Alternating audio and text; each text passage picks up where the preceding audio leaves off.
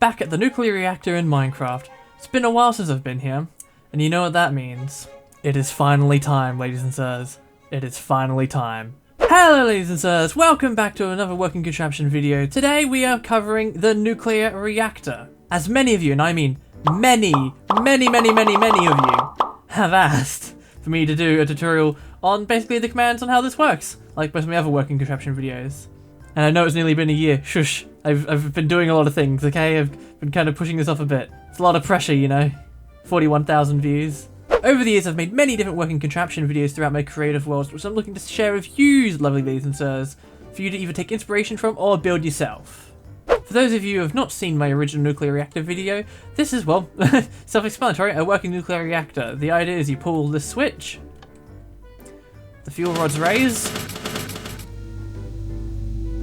the pressure starts to rise, and the turbines start to spin, generating 100% power. So obviously you got full sounds. And when you walk into the reactor, you get infected with radiation. But as soon as you put on a radiation suit, you are completely safe and fine. I am aware this is not the most accurate nuclear reactor, but it really wasn't supposed to be. It was just artistic expression. Honestly, I think most people would find a real nuclear reactor kind of boring. So it's kind of hard to strike a balance between entertainment and fact. As much as I know a lot of you nuclear reactor fans would really love to see a really accurate one. Also, due to popular demand, I've actually added in an extra little feature. We'll get to this towards the end. So let's switch this off and I'll show you how it works. Oh boy, there's a lot to cover here. Why are you guys forcing me to go through so much pain? The system first starts off by the lever being pulled up there, activating this, turning this torch off. We then follow that wire all the way down here. It then passes through this stone block here, which is connected to a piston, but we'll get to that later. It then goes through this redstone repeater up through here to where it enters this mechanism here, and then this torch goes off down here. We'll follow this bit after, well, this section. Each four of these are the same, but the redstone line goes into this repeater, turning this torch off. Though when it is turned on, that will turn on. Then turning that torch off. It's kind of a bit convoluted, but yes, you get up to here.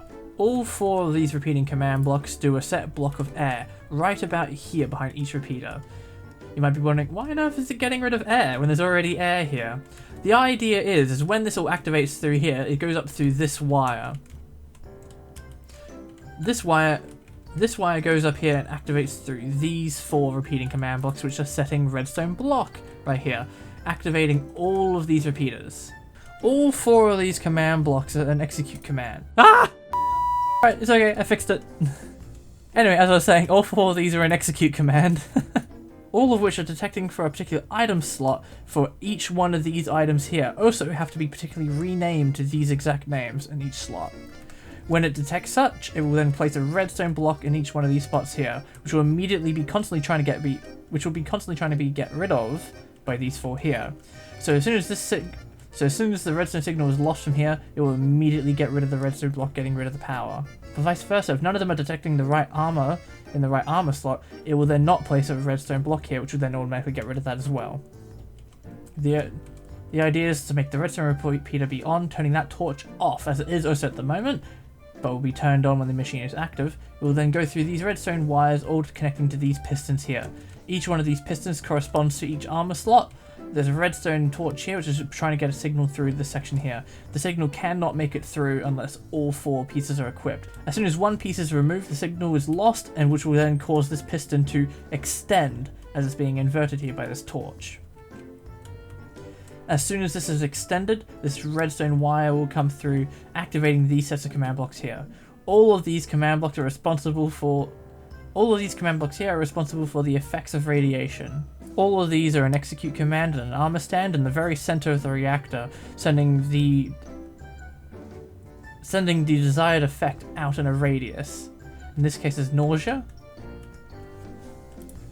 This one is weakness. This one's poison. This one's instant damage, hunger, and withering. These command blocks are used for a separate little purpose, but we'll get to that. That completes the circuit for the hazmat suit and radiation effects. Now we're back over here. We'll then follow these repeaters down here. These will go all the way around here. All the way around here. up this wire, which as we showed before. This then also activates these 3 sounds of an emerald block. These then go into here, activating 3 little note blocks with the emerald sound. This then lowers into this direction, entering this first command block. This is a text command doing tell raw, telling the player that the reactor is lowering fuel rods.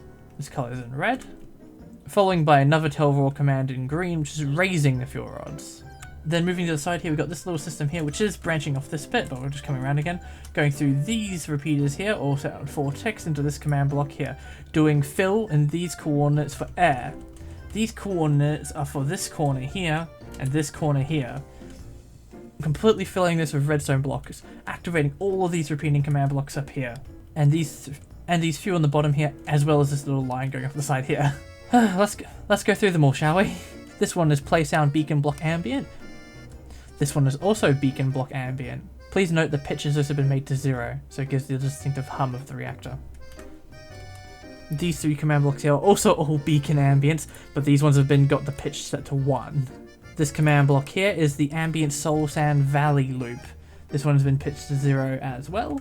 This command block here is a bit different. This is the dash particle command for the panda sneeze. These are the little settings here to get it to appear how it does in the reactor. Then we've got this one here at the end of this one, which is the play sound for block lava extinguish. This has also been pitched to 0, as well as the volume and other bits and pieces modified. Okay, now let's do the roof. This command block in the middle is this dash particle command for cloud. These are the things for that. And then all of these around the ring up here are all dash particle rain, and these are the things for that, all relative above each little rod, I believe. Okay, so those are the particle effects when the reactor is running done, as well as the sounds. And now we come down to this bit. This section in here is completely responsible for the raising and the lowering of the fuel rods.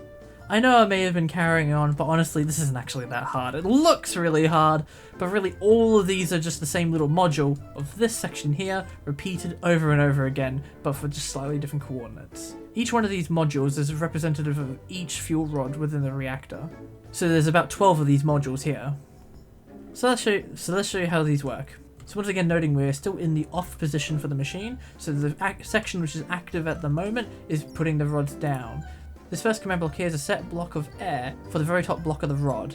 Each one of these along this side here is 1 block at a time going lower and lower. Since they're 4 tall, there is 4 of these for going down, 1 at a time. Each one being delayed by a full 4 ticks. We then have these command blocks right beside it, which all of them are the play sound for piston contract sound, all the way along. At the end of this, it has this inverted torch, which when flicked on, this will then turn this section to turn on, which will then do a very similar thing to what's on this side, going from the bottom all the way to the top of the fuel rod, setting block a slime block. And for the command blocks residing next to them are piston extend sounds. Each one of these is exactly the same as that, but the coordinates changing depending on which rod you're doing. In this little section here for each one of them, representatively. So there's a lot of typing out to do here, so good luck with that if you try to replicate this. This goes right along the end till you get to the end of all 12 little modules. Ending in this command block here, doing tell raw reactor online in green, letting the player now know the reactor is online. The next little section is down in here, which is responsible for the building of the pressure signal. As it comes down here, we enter this first command block here, which is setting a block of redstone. Right about here, turning this redstone lamp on the other side. Each one of these command blocks does the exact same thing as it goes along, turning each redstone lamp on until it reaches the end.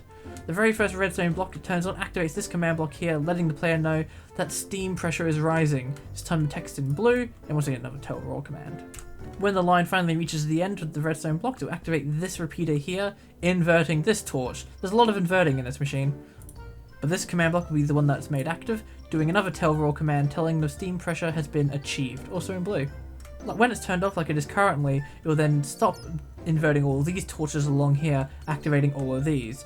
All of these are exactly the same as the ones neighbouring them, but in reverse. The one at the very end being the one at first, and the one at the very beginning being the one last, as well as setting air rather than a redstone block. This will cause each light to turn off as the pressure drops all the way back down. As soon as the first redstone block disappears, this torch will turn right back on, activating this command block here.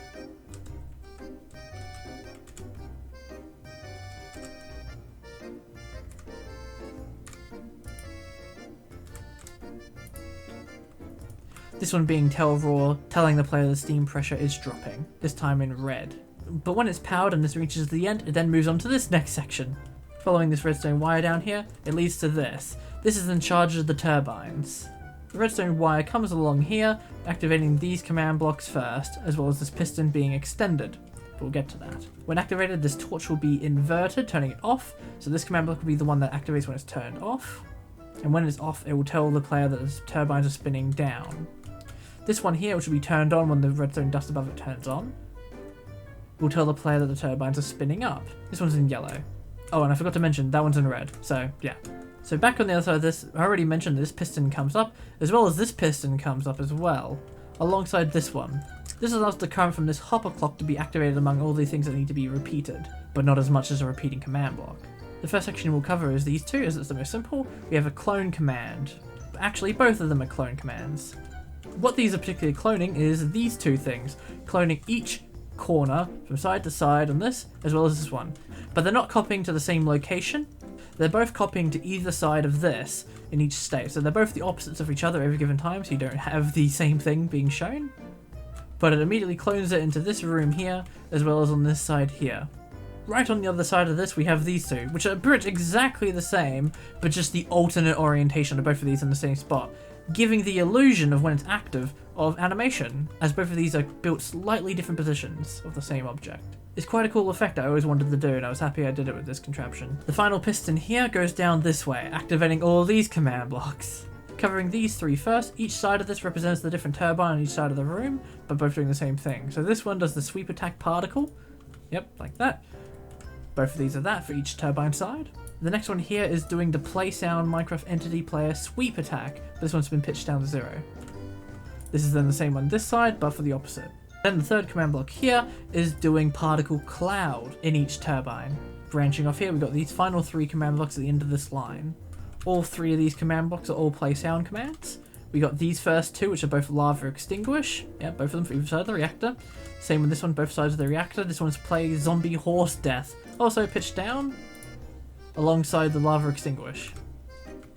Then you have the final 2 here, which is the play sound for elytra flying.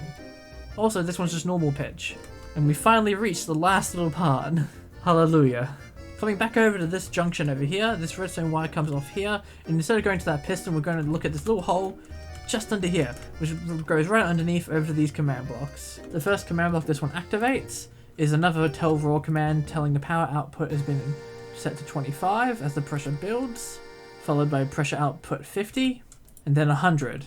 This torch will be inverted for when the thing goes to power off, but we'll get to that in a second. Then branches out onto these 2 sides. Each one of these is responsible for those lights that turn on inside the building once the power is achieved. So you've got a fill command in this little spot here doing redstone block, as well as this one here, this one as well, and finally this one. Those 4 command blocks are responsible for setting the redstone blocks in those locations, turning those redstone lamps on, as well as the tiny ones on the side there. When the reactor is turned off, like it is currently, these redstone torches turn on, activating those 2 command blocks there and there, as well as these ones here. These 4 are the exact same coordinates as all the ones we just shown, but they're setting air rather than redstone blocks turning the lights off. And these 2 command blocks right at the end here are telling the player power lost output 0, this time in red. And this one is telling the player the reactor is offline. And that covers the reactor that I built last year. There's actually this tiny little bit extra I've done here due to request, but I'll quickly show that first. Okay, so due to popular request on the last video, many of you have asked for this reactor to be able to go critical. I honestly don't know why you guys want it to go critical. That's not the point of a nuclear reactor. You guys are maniacs. But I've done it anyway. Alright, here we go. That button over there is going to bring us all that doom. Okay, reactor's on. And well, I guess you guys just want to see this thing go critical, so here we go. It's going to drop the rods partly, and it's going to have it, then it's going to get stuck. We're going to have an error. And things are all going to go wrong. Alright, here we go. You know how much this pain, you know how painful this is for me to watch, seeing this creation get destroyed? Oh, okay, the glass cracks.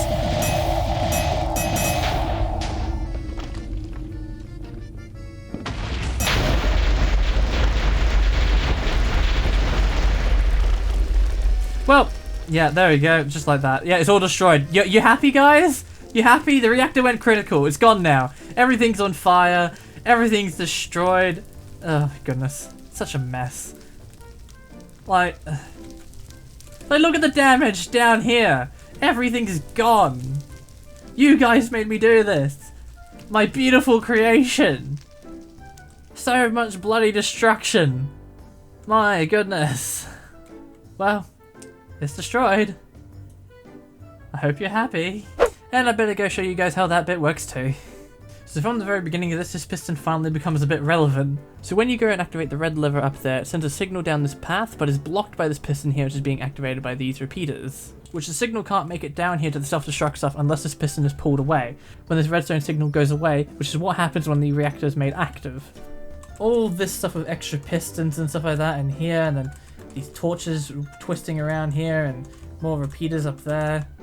All this kind of entwines itself to make sure this critical stage can't actually be activated unless the machine is on. It also stops the machine from being able to be turned off unless you switch off the actual lever here. So you can't just switch the reactor off, it's stuck. So anyway, once it makes it past this, it goes down here through another repeater extending the signal, all the way down here to this next little section. This is all brand new! Like really brand new, I literally just whipped this up last night. Alright, let's begin. So these things all around here is exactly a copy of what's above, but we're missing all the placing slime blocks and only half of setting air for each one of the modules. Having it only set up like this is what makes the fuel rods only go down halfway before getting stuck. Each one of them is the set block command as air as it is before, with the same coordinates as you would have had for the first top two things of every rod. Whisk around all of this section here, still more of them here. It's kind of intertwined between another little bit of command blocks over here, but that's fine. Goes down here, and another one of set air, and this is still not different. Down through here, and this is when we finally get to some of the different stuff. Not that, this. The first new command block we get here is this repeater, which is a particle lava. This is kind of meant to do the sparking kind of effect of when the pistons get jammed, retracting the fuel rods. These two command blocks here is the anvil sound of the anvil landing. This is pitched to 0.5, and then this one is just pitched to 2 of the same sound. The signal then goes into this command block here. This is a tell raw command telling the player that the reactor has had an error. This is in red. It then spreads off into these 3 command blocks here. Each one of these is exactly the same. All of them the anvil land sound pitched to 0.5. As well as the pitch 2 one, same one as those two here, but it just repeats 2 times here, 1 time here, as well as another time here. This just gives the repeated sound of it trying over and over again to bring it down, but failing. The signal is extended by 4 ticks for each one of these, all the way down to here, so 16 ticks. Doing it to this one here, which is another tell raw command telling the player that the rods are jammed. This then activates this repeating command block here, which is the play sound for the Minecraft block lava extinguish. This is pitched to 2. Another 16 ticks of repeaters here until you get to this one. This is another tell raw command telling the player that there's the warning the reactor is going critical. This is also in red, for obvious reasons. The signal then goes down to here, activating this redstone dust here, activating these 4 command blocks. This one here is a play sound of the anvil land, once again like before, this is the pitch 2. This command here is doing the particle sneeze, kind of like what we normally have in the reactor, but it's really souped up, so there's a ton of radiation coming out. I just realized that command block didn't do anything, to go rid of that one. So technically there's only 3 here. This one here is the particle rain. Once again, really souped up as massive quantities of coolant rushes in, turning the steam, building pressure. Going back to here, this branches off into this section here, activating a ton of different sounds. That's another one I didn't need to destroy that one. So we've got this command block here, which is a play sound block bell use. This is pitched up. It sounds like a rapid dinging sound as a warning. But this one here is a play sound entity pufferfish death sound. This is pitched down to 0. Then I have these command blocks here, which is a play sound block beacon deactivate. This has also been pitched down. When the reactor explodes and this all gets powered off, it makes this kind of winding down sound, which I think is kind of cool when that one deactivates.